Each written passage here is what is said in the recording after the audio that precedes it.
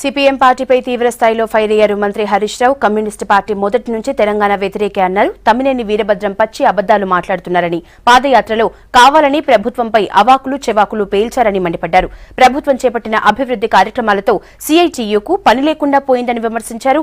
Assembly జరిగిన తీరును ప్రజలు హర్షిస్తున్నారని అన్నారు. మంత్రి జగదీష్ రెడ్డి ప్రజా సమస్యల పరిష్కారమే ప్రభుత్వ ధ్యేయమన్నారు. ఎన్నడూ జరగని విధంగా సమావేశాన్ని నిర్వహించామని అన్నారు.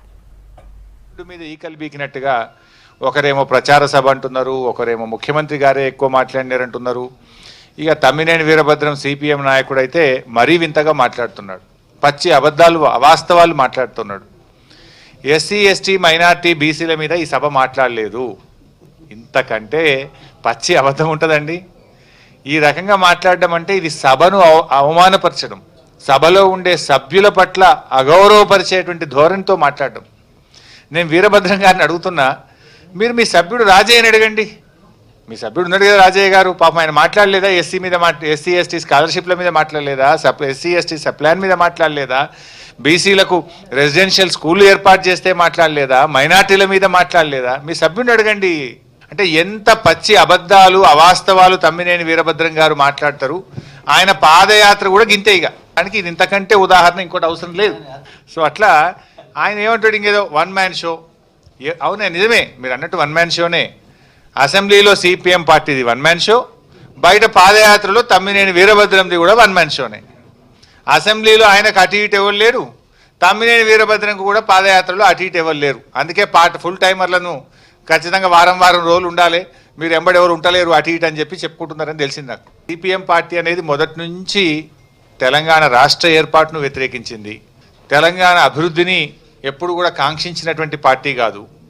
సహజంగానే తెలంగాణ అసెంబ్లీ గొప్పదనాన్ని కూడా కీర్తించేంత పెద్ద మనసు సిపిఎం పార్టీకి ఉంటుందని మేము అనుకోవడం లేదు. దాని నరనరాన తెలంగాణ వ్యతిరేకతను జీర్ణించుకున్నటువంటి పార్టీ సిపిఎం పార్టీ. ఈ ప్రజానికానికి కూడా తెలుసు. ఎప్పుడైనా అసెంబ్లీలో గతంలో చాలామంది కూడా మేధావులు ఉన్నారు, చూసిన వాళ్ళు ఉన్నారు. అసెంబ్లీ ఎజెండా ఎవరు ఫిక్స్ చేస్తారు? జనరల్గా అధికార పక్షం డిసైడ్ చేస్తుంది. కానీ ఈసారి దానికి భిన్నంగా మా గౌరవ ముఖ్యమంత్రి కేసీఆర్ గారు, మీరు ఏ అంశం చర్చించాలంటారో చెప్పండి, మీరు అడిగిన ప్రతి అంశాన్ని చర్చిస్తామని ప్రతిపక్షాలకే అవకాశం ఇచ్చిన గొప్ప నాయకుడు ఈరోజు కేసీఆర్ గారు.